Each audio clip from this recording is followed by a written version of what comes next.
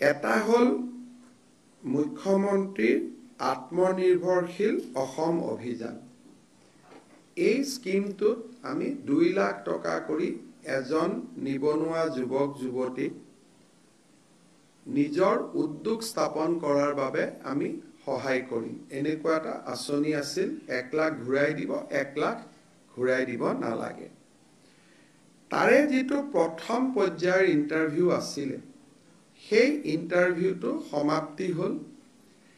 এতিয়া 1:2 অৰ্থাৎ প্ৰথম বছৰ আমি 30,000 লোকক যুৱক যুৱতীক এই সহায়টো কৰিম আৰু তাৰ পিছত আমি আৰু 70,000 ল'ৰা ছোৱালী কৰিম দ্বিতীয় পৰ্যায়ত।